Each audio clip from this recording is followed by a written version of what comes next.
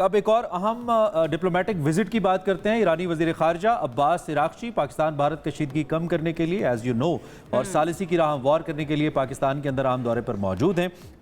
उन्होंने अब तक मुख्तलिफ अहम मुलाकातें भी की हैं। इस दौरे के दौरान वज़ीर आज़म शहबाज शरीफ साहब सदर आसिफ अली ज़रदारी साहब से मिले हैं, जिनमें जो मौजूदा कशीदगी की सूरत हाल है, खित्ते में क़याम अमन है, तनाज़ात का हल है, बामी जो मामलात हैं या ताल्लुकात हैं इनका फ़रोग़ है, इस पर बात हुई। और ईरान इससे पहले, वैसे Iran was the first country I must appreciate जिसने सारी सिचुएशन को डीएस्केलेट करने के लिए अपना रोल अदा करने की पेशकश की। बिल्कुल ऐसी है, लेकिन अहम पेशरफ जो है ना वो ये है, जाहिर करती है कि ईरान अपने खित्ते में अमन के क़याम और सालिसी के किरदार में ज़्यादा फ़ाल किरदार अदा करना चाहता है।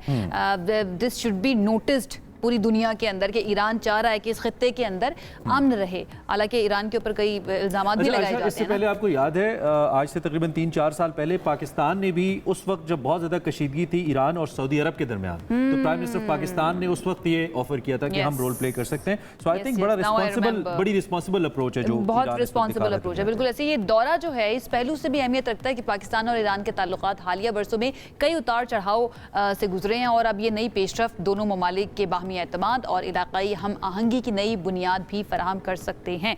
अब इसके ऊपर थोड़ी सी ज़रा बात कर लेते हैं, एक्सपर्ट राय जो है वो ले लेते हैं। हमारे साथ मौजूद हैं साबिक सफ़ीर और खारजा उमूर के माहिर हैं एजाज़ अहमद चौधरी साहब, हमें उन्होंने ज्वाइन कर चलते हैं। बहुत शुक्रिया एजाज़ साहब हमें ज्वाइन करने के लिए। सबसे पहले तो इस वक्त जो ये सिचुएशन हम देख रहे हैं, ईरानी वज़ीर खारजा का दौरा और उनकी जानिब से सालिसी की पेशकश जो की जा रही है कि पाकिस्तान और इंडिया के दरमियान उनको अच्छे तरीके से अपने मामलात बातचीत के ज़रिए हल करने चाहिए, कैसे देख रहे हैं आप इसको?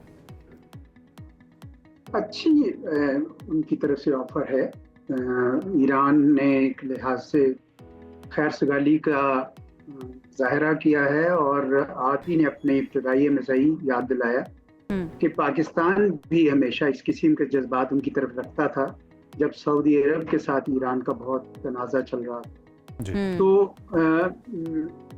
लेकिन भारत, मेरा नहीं ख्याल इस किस्म की कोई भी ऑफर लेने को तैयार है, क्योंकि वो एक अपनी रविश पर कायम हैं कि ये पाकिस्तान ने कराया है, ना इसका सबूत देंगे, ना कोई इन्वेस्टिगेशन करेंगे और इंटरनेशनल इन्वेस्टिगेशन तो शायद बिल्कुल ही ना करें। तो इस वजह से अगर कोई ये काम कर सकती है, इस तरह की ऑफर जिस तरह ईरान ने की है, वो एक दबाव ज़रूर, इखलाकी दबाव पड़ रहा है ईरान के भारत के ऊपर कि वो ये अपनी जो रविश है उससे वो हटे। और बल्कि ईरान ही नहीं बल्कि बहुत सारे जो ममालिक हैं सब ने अब तकरीबन ऐसा ही रवैया ले लिया है कि वो उस वाक़े को कंडेम तो ज़रूर करते हैं, लेकिन भारत के इस इल्ज़ाम की तायीद नहीं करते कि पाकिस्तान से ये हुआ है। तो भारत के लिए ऑप्शंस कम होती जा रही हैं।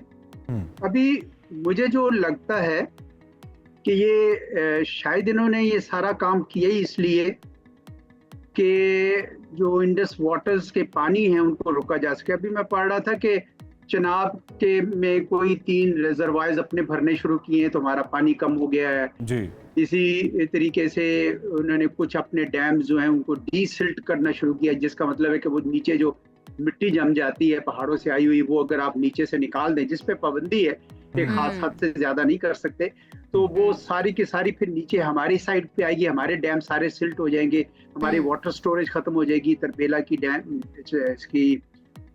तो वो मुझे लगता है कि वो इनका ज्यादा हदफ था कि पानियों के साथ कुछ खिलवाड़ किया जाए, क्योंकि ये बड़ी अरसे से कह रहे थे कि जी पानी और खून एक साथ में नहीं चल सकते। तो मुझे लगता है कि ये उस तरफ जा रहे हैं। बहरहाल आपकी बात सही है कि ईरान जैसे अगर जेस्चर्स होते हैं तो दबाव भारत पर। अच्छा, वन मोर इम्पॉर्टेंट पॉइंट जो साहब, आप तो समझते हैं पाकिस्तान ईरान ताल्लुकात को भी और इंडिया ईरान ताल्लुकात को भी, ईरान भले उस तरह की कोई रीजनल फोर्स बहुत बड़ी ना भी हो भारत को देखते हुए या ताल्लुकात के पॉइंट ऑफ व्यू से, लेकिन भारत का माशी इंटरेस्ट पानियों के नुक्ता निगाह से, उसके मैरीटाइम सिक्योरिटी हो या उसकी तिजारत हो, चाबहार की मैं बात कर रहा हूँ, वो काफ़ी हद तक ईरान से जुड़ा है। कल भी मोदी साहब ने अपनी बंदरगाह के ऊपर एक एक्टिविटी की और बहरहाल इंडिया इसको फोर्स ही कर रहा है, चूँकि India if they want to be trade economy और बड़ी ताकत बनना चाह रहे हैं, तो ईरान की सिग्निफिकेंस तो उनके लिए है।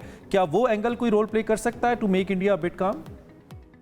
जी, मेरे ख्याल में ईरान, सही आपने कहा कि ईरान की खास पोजीशन इस तरीके से भी है कि इंडिया ने जो अपना सारा नॉर्थ साउथ कॉरिडोर बनाया था वो चाबहार से बनाया था कि वहां से हम ऊपर जाएंगे सेंट्रल एशिया और फिर रशिया और या यूरोप। तो ईरान की एक वैल्यू है, प्लस ईरान से भारत बहुत सारा तेल भी खरीदता रहा है।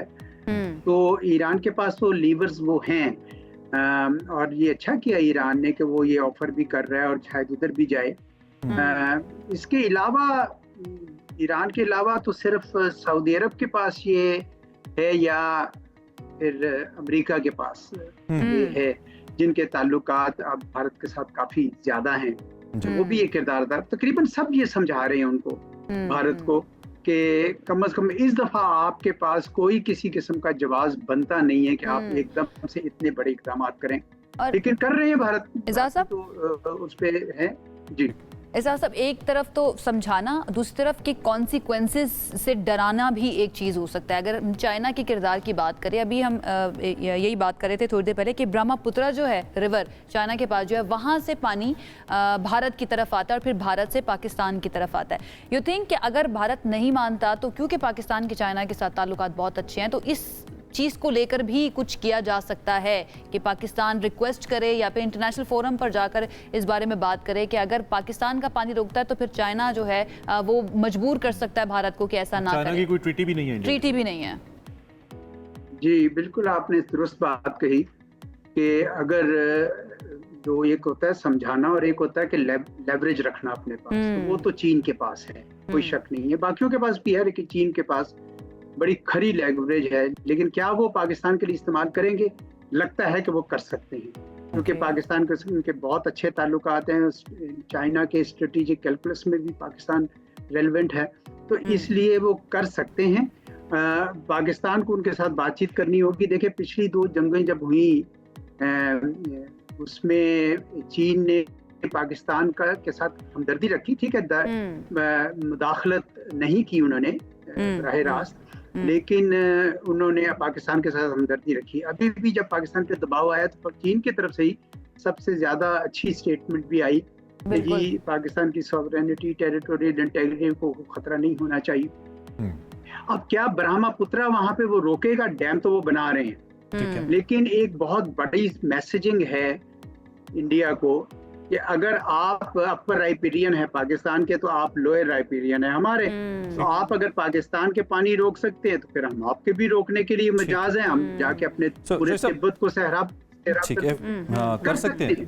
ठीक, वन लास्ट क्वेश्चन जी, वन लास्ट क्वेश्चन। मैं जाते जाते आपके तजर्बे से फ़ायदा उठाते हुए, क्योंकि एक बात तो हमें बहुत क्लियर है कि बाकी जहां तमाम ममालिक का इंटरेस्ट है इसमें, वहीं पे अमेरिका के इंटरेस्ट में संभव नहीं है कि ये वॉर एस्केलेट करे। That's why they were suppose to intervene. पहले हमें नहीं लग रहा था, बट उनके सेक्रेटरी स्टेट ने फिर इसमें इंटरवीन किया। इसके बाद भी आपको लगता है कि इंडिया के रवैये में कोई तब्दीली नहीं आई होगी, या कहीं ना कहीं उसका इम्पैक्ट आया है जो हम देखेंगे?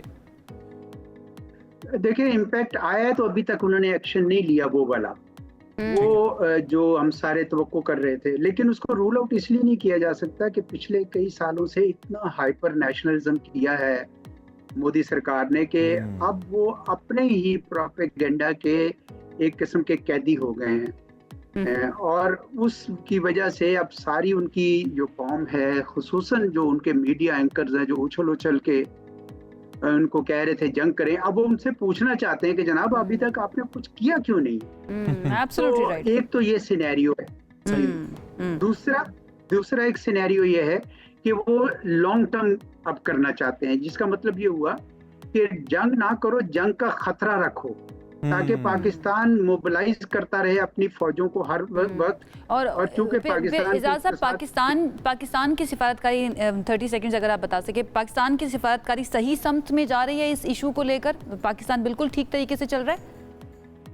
मेरे ख्याल में बहुत अच्छा चल रहा है जी। इस दफा हमने वाकई मतलब अपोलोजेटिक नहीं है, हम डिफेंसिव भी नहीं है। इस दफा हमने बिल्कुल सही किया। उसकी बुनियादी वजह ये है कि पाकिस्तान ने जितना काम किया है सारे मिलिटेंट्स और टेररिस्ट को खत्म करने के लिए, वो किसी ने नहीं किया। वो FATF की टीमें, मॉनिटरिंग टीमें आके देख गई हुई हैं। इसलिए पाकिस्तान बड़े एतमाद के साथ ये कह रहा है कि पाकिस्तान की तरफ से नहीं हुआ, और पूरी कौम साथ है। बल्कि मैं समझता हूँ कि पूरी कौम मुतहिद हो गई है इस ठीक है sir, thank you very much for your time. आप तशरीफ लाए, आपने अपना तज्जिया हमारे सामने रखा।